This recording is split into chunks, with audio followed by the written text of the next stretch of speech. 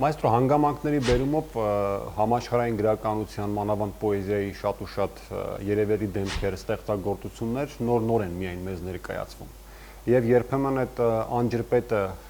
բուն ժամանակի նրանց ապրած ստեղծագործած եւ մեր ժամանակի միջև այնքան խորն է, որ օրինակ նույն Cummings-ի դեպքում թվում էր թե նա մեր ժամանակակից բանաստեղծն է, որովհետեւ նրա ստեղծագործելու ոճը, այդ իմպրովիզները, փորձարարությունը, բանաստեղծությունը հնչեցնելու իր կերպը թվում է թե բացարձակապես 21-րդ դարի երևույթ են։ Իհարկե այնտեղ կար կենսագրությունը, որ ծնվել է 1794-ին, մահացել 1962-ին, ըստ էության 60-ականների, 50-ականների կամ ավելի վաղ շրջանի պոետ է։ Եվ գիտեք, երբ որ արդեն կար Cummings-ը Սամվել Մկրտչյանի թարգմանությամբ, կարդում էինք, քննարկում էինք, հետաքրքրվում էինք, շատ քչերն էին, որ նախկինում կարդացել էին նրան, եւ հաճելի էր օրինակ ձեր հետ շփվելիս տեսնել, որ դուք Cummings-ին գիտեք շատ վաղուց 60-ականներից, 50-ականներից, այն միանգամից հետաքրքրեց այս հանգամանքը, արտակուստ քիչ, այսպես ասեմ, երաժշտական պոետ է Cummings-ը։ Ինձ հետաքրքրել ինչպես է, որ հայտնվել է ձեր հետաքրքրությունների ծիրում։ Ես նախ ներողություն պիտի խնդրեմ, որ այս տեսակ տարողունակ գրական արժեքների, մեծ քննարկումների կարոտ երևույթների գրականության մեջ հանդգնում եմ մտնել ու խոսք ասել։ Այն մակարդակով, ինչ մակարդակով դու անում ես քո զրույցները գրականության մարդկանց հետ այս շարքի։ Ես սիրող եմ այստեղ, կատարյալ սիրող եմ։ Եվ ներողամտությունն եմ հայցում մեր լսարանի, ինչպես նաև քո, այո, որ այս հարցերի մեջ եմ մտնում։ Cummings-ը, չէ, նախ պիտի ժխտեմ այդ արտահայտությունը ոչ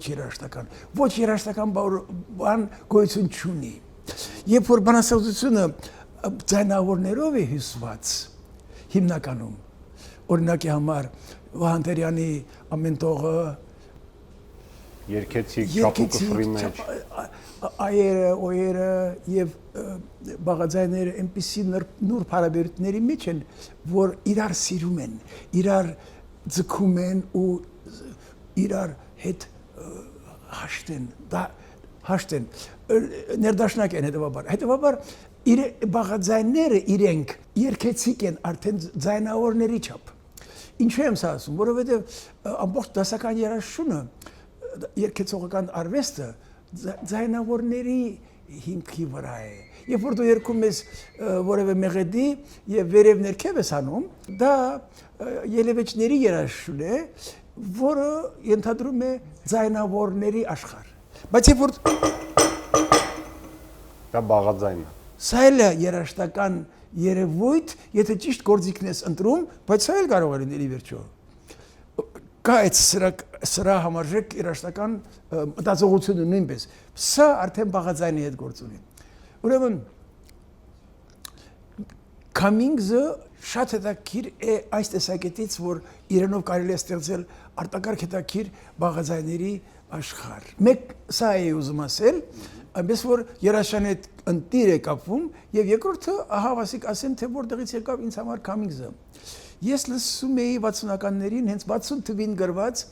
իտալացի մեծ կոմպոզիտոր, որ հիմա մահացավ մի քանի տարի առաջ, Լուչիանո Բերիոյի մի գործը, որ կոչվում է Օղակներ։ Այդ Օղակներ գործը գրված է երկու հարվածային խմբերի, որոնք ամեն մի խումբը մի հարվածող է աշխատում դրանց հետ, տիրապետում է դրանց, մեծ թիվ այդպես, մի մեծ ընտանիք է հարվածային գործիքների եւ մյուսը, եւ սրանց միջև կա մեկ արֆա, տավիղ եւ մի երգչուհի, որը Բերիոյի կինն է, եղել երկար տարիներ եւ որի հետ Բերիոն փորձել է ձայնի հետ կապված հետաքրքիր փորձարարական նորույթներ փորձել է եւ մեծ թվով նորարարություն է արել ձայնի բնագավառում եւ դա այդ տիկինը նրա հայուհի էր աշխարհահռչակ երգչուհի Քեթի Բերբերյանն էր այդ գործը ես լսել եմ Քեթի Բերբերյանի կատարմամբ Օղակներ գործը Բերիոյի, որը Cummings-ի պոեզիայով էր եւ ես այնտեղ տեսա լսում էի երջանիկ, թե ինչպես է ներդաշնակվում բաղաձայնը, ինչպես է երգվում բաղաձայնը, ինչ է անում Քեթի Բեբերյանը, երբ երգում է ձայնավորներ եւ երգում է բաղաձայներ, այսինքն դա մի արտակարգ հետաքրքիր աշխարհ էր, որը անմիջապես հիմնված էր Քամինգզի պոեզիայի վրա։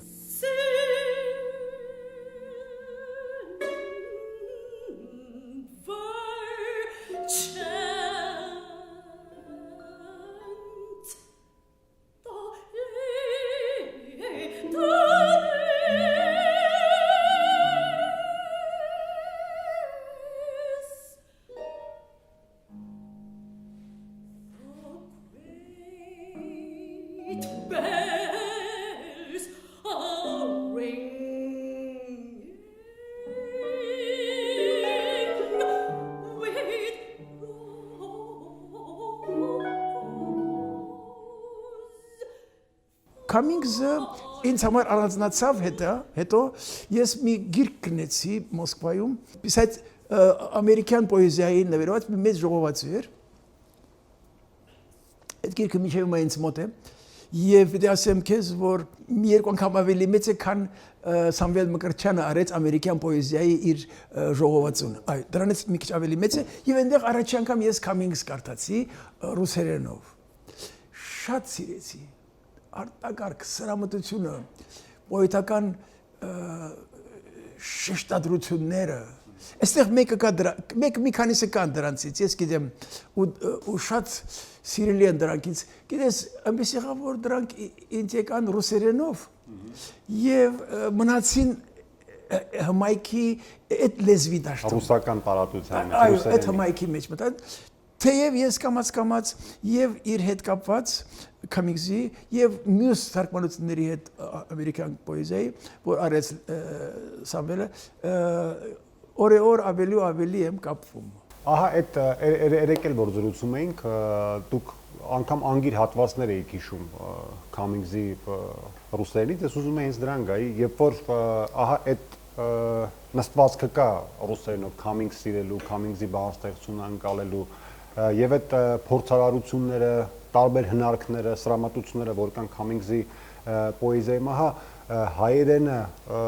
որքանով է Սամվել Մկրտչյանի միջոցով կարողացել փոխանցել այդ զգացողությունները եւ այդ փորձարարությունները եւ երկրորդ արդյոք համարժեք են օրինակ անգլերենի, ռուսերենի այդ փորձարարությունները եւ այն ինչ որ արվում է հայերենում։ Ես ուշադիր եմ հետևել, թե ինչ է անում Սամվել Մկրտչյանը, ինչ էր անում իր թարգմանական աշխատանքի ընթացքում, ինչպես էր մի լեզվից մյուսը փոխադրում։ Պետք է ասեմ, որ արտակարգ հետաքրքիր մի աշխարհ է ստեղծել եւ տաղաչափության տեսակետից, եւ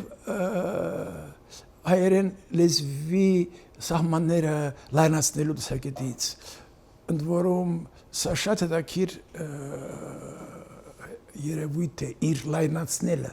հայերեն լեզուն լայնացնելը։ Մի փոքրիկ պատմություն պատմեմ։ Ֆոլկների եղբայրը գրամոլ է եղել, սիրել է գրել։ Ասում են լավ էլ գրում էր։ Ենթադրում եմ, որ լավագույն գիրքը իր եղբոր մասին եղած հուշերի գիրքն է։ Ռուսերենով եմ կարդացել, «Մոյ բրատ Բիլ»։ Այնտեղ այս եղբայրը ֆոլկների համար ասում է, Բիլի համար ասում է, ինքան անսովոր բառեր էր գործածում։ Սկզբից ինձ թվաց, թե հնարում է այդ բառերը։ Դրանք շատ անսովոր էին եւ երբեւե ես չէի լսել այդ բառերը։ Հետո ես մտա բառարան եւ տեսա, որ բոլոր բառերը գոյություն ունեն, ուղղակի չեն գործածվում։ Երբ որ ես կարդում եմ Սամվելին թարգմանությունները, քան հետաքրքիր բառեր են մեջտեղ գալիս, արտակարգ հետաքրքիր, եւ ես միշտ ուզում եմ իմանամ դրանք ինքնահորինել, թե գոյություն ունեն։ Ես կարծում եմ, որ Սամվելի պարագային այս աշխարհը հետ կապված կարելի է այդ բառերի շարքը հանել եւ առանձին ներկայացնել իբրև Սամվել Մկրտչյանի հայոց լեզվի Բարարան։ Ինչպես եղավ օրինակ շատերի հետ կապված։ Սևակը, Բարուր Սևակը սիրում էր բարարանից օգտվել։ Բարարանի հետ շատ կապ ուներ։ Հակին բարեր բերեց, կենթանացրեց եւ շատ կոնկրետ բարարանային բարեր էին դրանք։ Կենթանացնելով իր խնդիրն էր համարում ինքը։ Ուրեմն այս հարցը լավ կլինի Սամվելի հետ կապված բարերի այս ընտանիքը համվեր նախ ինքան բնական են դրանք, ինքան կենթանի ճշգրիտ հայերենով կայացած, եթե ինքն է կայացրել, եթե գոյություն են ունեցել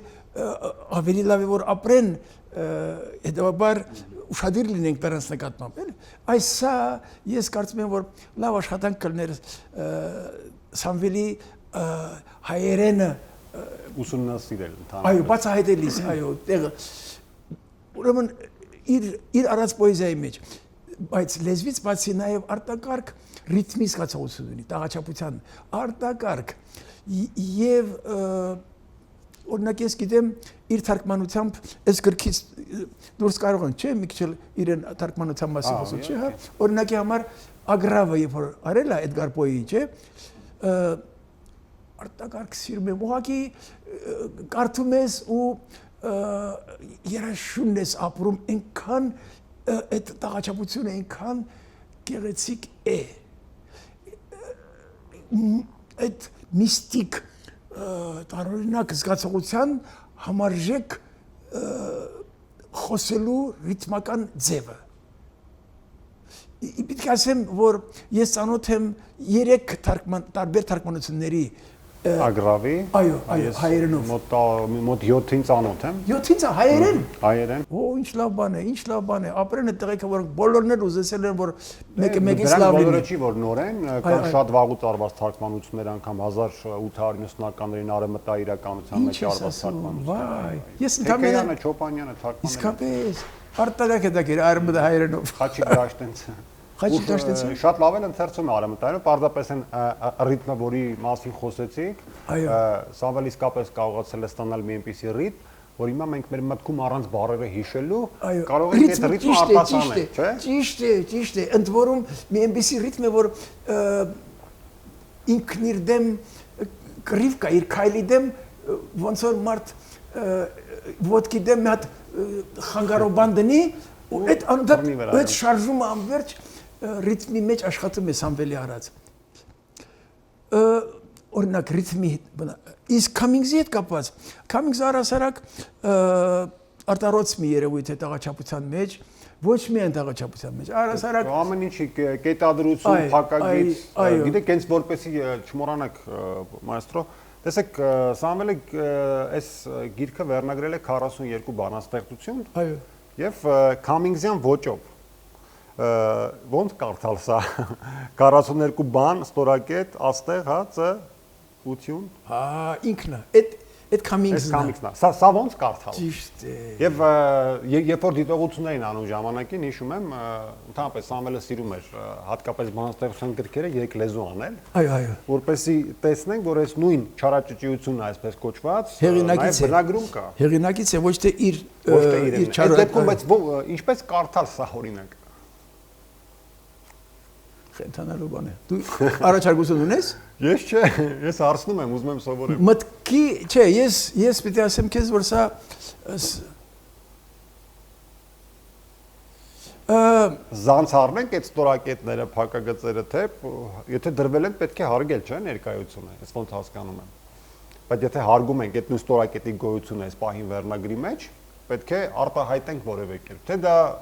խոսքով հնարավոր չի, այլ ասենք հենց երաժշտությամբ է հնարավոր եւ Լուչանո Բերիոն հենց նման բաների վրա է սավերվել։ Այստեղ մի քանի ակունքներ ունի այս երևույթը, ջնջելու այս կարգի բաները։ Երբ որ պոեզիայով նկարում էին, հիշում ես այն բանաստեղծությունը, որ արել էր չեմ հիշում ով, որտեղ նկարել էր բարերով, բարերը այնպես էր դասավորել, որ դառնում է խնձոր, եւ այնպես էր արել նաեւ, որ բարերից մեկն էլ գալիս մտնում է որդի նման խնձորի մեջ։ Եվ բանաստեղծությունը այն մասին էր, թե ինչպես որդը խնձորն է ուտում։ Այդ կարծեմ բանը չէր գրել։ Դե որի այդպես հիշենք այդ մոդեռնիստական բաները, մեր Պետրոս Դուրյանն էլ ունի բանաստեղծություն ունի տավիղի տեսքով, որտեղ տողերը երկար են, աստիճանաբար կարճանում են եւ ստացվում է տավիղ։ Բահաթերյանը, Ավետիք Բահաթերյանը, մեծ տաղաչափագետ։ Տաղաչափագետ, հրաշալի անձնավորություն, որին Չարենցը շատ բարձր գնահատ։ Այո։ Եվ որի գիրքը Չարենցյան օրինակը հենց վերահրատարակեց Ջրբաշյանը վերահրատարակեց։ Այո, Ջրբաշյանը, որի պետք է հիշենք, արժի որ հիշենք այդ գրքի հենց տաղաչափության մասին է խոսում մանավանդ։ Այո։ Ուրեմն ինքը միջնադարյան բանաստեղծություններ է շարում, Բահաթերյանը հիշում ես, խաչի ձևով։ Այսինքն այն ինչ որ անում են մոդեռնիստները, ինչ որ անում է Cummings-ը, մեր միջնադարում վաղ միջնադարում արդեն գոյություն ուներ մեր բանաստեղծության մեջ, տաղաչափության մեջ։ Ուրեմն սա մեկ կողմից է սա, մեկ կողմից։ Մյուս կողմից օրինակի համար Cummings-ը ունի մի բանաստեղծություն, որտեղ խոսում է լուսնի լույսի մասին, գիշերային պատկեր է, բոլոր օերը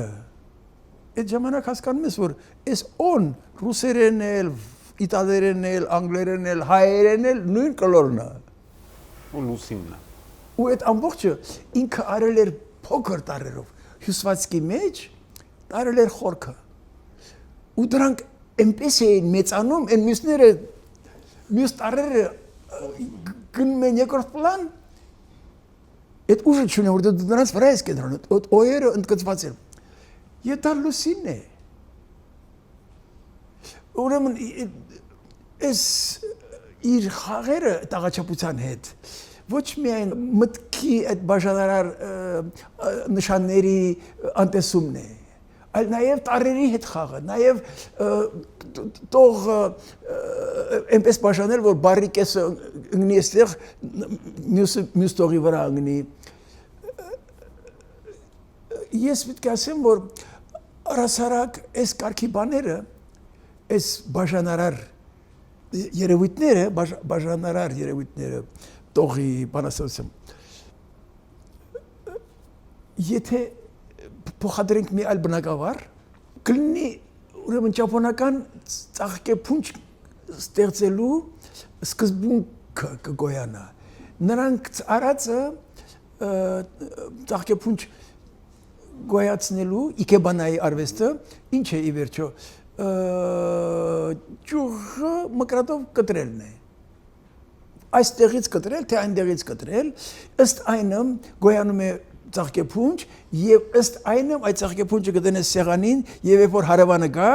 ու տեսնի այդ ծաղկեփունջը, նա կտեսնի որ դու տխուր ես եւ 5 րոպե հետո ստեսուն կասի ու կգնա։ Բայց կարող է գալ այնպես ծաղկաման տեսնի, որ մի ժամ էլ նստի։ Եվ այդ ծաղկամանները, այդ ծաղկի փունջը այնքան տարբեր տեսակ կարելի է ստեղծել միայն մկրատի հարվածով։ Ահա այդ օրինակը մի հետաքրքիր բան, այսպես զուգահեռ տնետի մեջ, տեսեք, շատ-շատերի մոտ ենք տեսնում ֆորմալիստական նման լուծումներ, ձևի, բովանդակության, նման տեղափոխություններ, շահարկումներ եւ այլն եւ այլն։ Բայց դա մնում է ընդհանրապես ֆորմալիզմի սահմանների մեջ, մեծ հաշվով։ Ես կուզեի ձեր օգնությամբ նաեւ հասկանալ, թե ինչպես է որ Cummings-ի մոտ ահա այդ փորձարարությունները ոչ թե չեն խանգարում բովանդակության դրսևորմանը, այլ նաև ընդհակառակը օգնում են, ընդգծում են այդ թեմաները, բովանդակային շերտերը ընդհանրապես եւ ահա այդ իր չարաճճիությունները, գետադրական նշանների, ամենատարբեր երևույթների հետ կապված դառնում են բանաստեղծության չափազանց օրգանական մի մաս եւ այդ հեգնանքը, ուրախությունը կարդալուց անմիջապես քեզ էլ է փոխանցվում։ Այդ սա ֆորմալիզմի ճիշտ ընկալում է, թե պարզապես տաղանդի մի աստիճան, որ ամեն մեկը չունի։ Գիտես, առասարակ նման բաները մի անգամ են լինում։ Եվ Cummings-ը բացառիկ միակ։ Արելա։ Հենց որ կրկնես շատ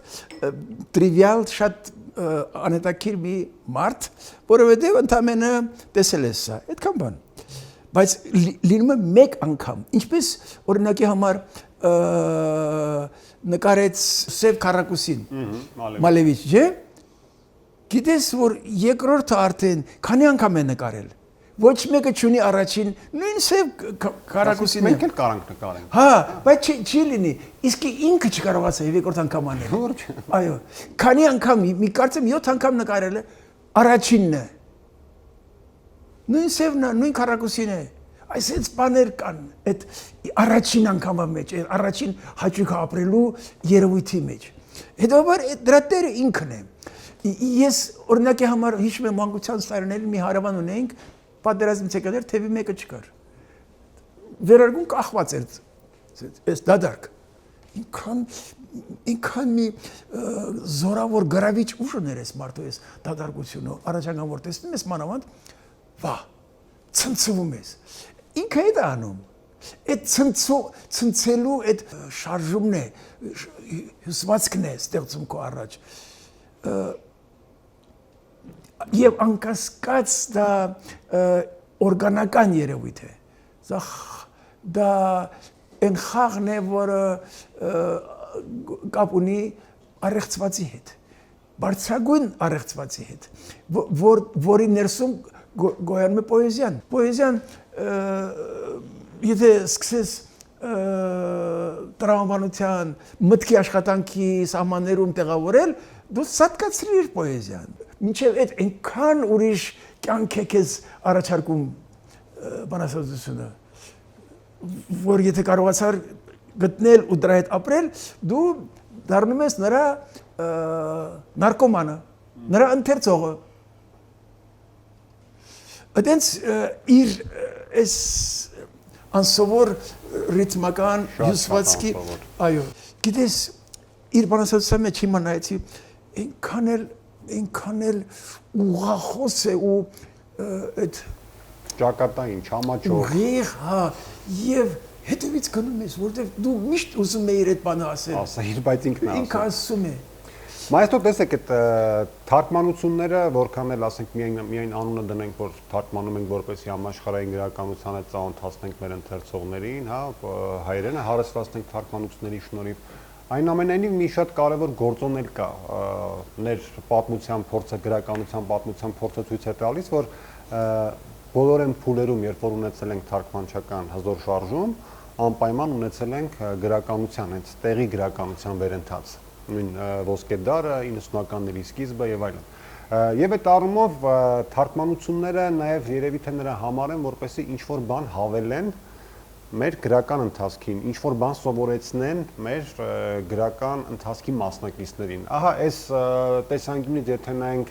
ինչ պետք է վերցնեն այսօրվա մեր գրողները, հատկապես բանաստեղծները Cummings-ից եւ ընդհանրապես ինչ է տալու նրա պոեզիայի ներկայացումը մեր հայ գրական դաշտում եւ մշակույթի մեջ ընդհանրապես։ Գիտես, ես ճիշտն ասեմ, չեմ հավատացակվի ասել թե ինչ է տալու, բայց որ իրապես ինքը քո լեզվին է բերում մի աշխարհ անսովոր եւ քո լեզվի օրգանական մասն է դարձնում մի երևույթ, որը կատարյալ ամբողջություն է, բայց ծնված մեկ ուրիշ լեզվի օրենքներով դարավոր փորձի հիմքի վրա։ Նա այդ բանը ստիպում է քո լեզուն, քո լեզվի մեջ ինչպես որ լեռներից եկող լավ հեղեղը հունչ ունի ու մտնում է տարբեր առուները ճակացնում ու իր համար հուն է բացում, նոր ճանապարհներ, նոր արվակներ, նոր ուղղություններով է հոսում, այդպես թարգմանվող պոեզիան իմ կարծիքով հենց այդ հարստացնողն է քո։ Այո, այդպես է թե լեզուն է հարստանում եւ թե գրական աշխարհն է հարստացնում։ Ես պարզապես մի հատ մտավախություն ունեի, երբ որ երևացին Cummings-ի թարգմանությունները այս չարաճճիություններով, հա, մտավախություն ունեի, որ ահա կվերցնենք Cummings-ի արտաքին այդ չարաճճիությունները եւ չենք խորանա խորքի վրա, այսինքն կվերցնենք, սկսենք ամեն անկապ տեղ ստորակետու չակեր դնել, վերջակետ դնել, տողերը անկապ կիսել, բայց թե դա ինչի համար է արվել, այսինքն բովանդակային ներդաշնակությունը գուցե չկա տենց վտանգ։ Ես ասեմ, որ իմ փորձը ես հիմա տարեց մարդ եմ եւ 60-ականներից նորագույն երաժշտության յուրացման մի ինտենսիվ շրջան եմ ապրել։ Ես կարող եմ ասել, որ եթե դու կարողանում ես քո այդ յուրացրածը, որ արևմուտքում մեծ ծաղկունքի հասել, բերում ես տուն եւ գտնում ես դրա համարժեքը կամ դրա կիրառման ձևերը քո անցյալի մեջ ու մեկը մյուսով ես անում։ Օրինակ քիչ առաջ խոսեցինք մեր միջնադարյան խաչ ներկայացնող ավանգարդ պոեզիայի արտահայտությունը։ Եթե դու կարողանում ես բերել նա եւ ճանաչելով քո անցյալը ստեղծել այն ինչ որ դու կուզենայիր, որ նրա այս արևմուտքից բերածը նրա շարունակության հիմք դառնար, այն որ մնացել է խաչի մակարդակով։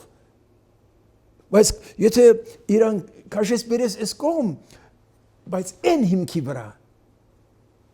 եւ դու պիտի իմանաս թե այդ ինչպես է լինում այդ հիմքի վրան, պոեզիա է։ Եթե դու կարողացար դա անել, կնշանակի դու պետք չունես արտաքին այդ նմանակումներով, կապիկություններով զբաղվելու։ Դու գնաս ճիշտ այնտեղ, որտեղ որ այս մենք հարստանում ենք ու մեզնով ենք անում նաև այն Եվրոպայից եկածը, որը ամենաարդիական մտածողությունն է։ Հիմքերը ունես, նրա հայացքը կա, դու չես հասցրել զբաղվել դրանով, որովհետև պատերազմների մեջ ես եղել, անինը քանդվել, այս ազգերն են եկել, չես ունեցել կա ժամանակ դրանով, հազիվ տես հենց մի եկեղեցի ենք մտնում, էլի նույն դառնա։ Բոլոր եկեղեցիները գրեթե նույն դարում են ստեղծել, որտեղ այս ժամանակ խաղաղ ժամանակ է եղել։ Ինչևէ, ասած այնա որ չես ունեցել այդ ժամանակը, ուրեմն ահավասիկ միացնում ես իրար, դրանք իրար ես բերում, բայց քո անունից դու ես գալիս, ոչ թե ասում ես ես սրա ֆիլիալն եմ, որտեղ դու ունես դրա նույնը, բայց այնտեղ նախնական փուլում մնացած։ Այդպես ես կարծում եմ, որ վախենալու ոչինչ չկա, հայոց լեզուն ահռելի հարստություն է, ինքը իր մեջ պարունակում ու իրանով իր միջից բացելու Cummings-ել ունի, ինչ ասեմ քեզ, Էդգար Պոել ունի, Սեն-Ժոն Պերսել ունի, միայն թե քո կարողության խնդիրն է դրանք իրար բերելը։ Այնուամենայնիվ Cummings-ի բանաստեղծությունը որոշակի պատրաստվածություն ամեն դեպքում պահանջում է, չէ, որովհետև ըստ էության նա առաջարկում է բանաստեղծություն գրելու, բանաստեղծություն ընթերցելու որոշակի խաղի կանոններ, որոնց պետք է տիրապետել, կամ նետում է մարտահրավեր, որը պետք է կարողանալ ընդունել։ Ահա այն ընթերցողին, որ առաջին անգամ է ձեռքը վերցնելու Cummings-ի այս ժողովածուն Սամվել Մկրտչյանի թարգմանությամբ, ինչ խորհուրդ կտաք, ինչպես ընթերցի, որպեսզի մտնի ահա այս խաղի տարածության մեջ։ Նման բաները առանց դիմադրության, առանց առաջին այդ պորտկալուց ժխտողական պորտկումի չի լինում։ Ներսդ պորտկում ես ապրում, բայց հետո երկրորդ վարկանին ասում ես, «Էս ես եմ եւ ոչ թե ինքը»։ Ինքը կա իբրև մեծ արժեք, տհասը կամ արժեքին անտեղյակը ես եմ, ես պետք է հասնեմ իրան։ 20-րդ դարի ավանգարդ երաժշտության որևէ նմուշ չի եղել, որ ես ընդունեմ առանց դիմադրության։ Դրա հետ կռիվ եմ արել եւ հետո ինքս ինձ ստիպել եմ հասկանալ։ Հիմա դրանք գիտեմ, որ դասական արժեքներ են եւ ոչ միայն դրանց հետ կռիվ չկա, այլ նվազագիր են։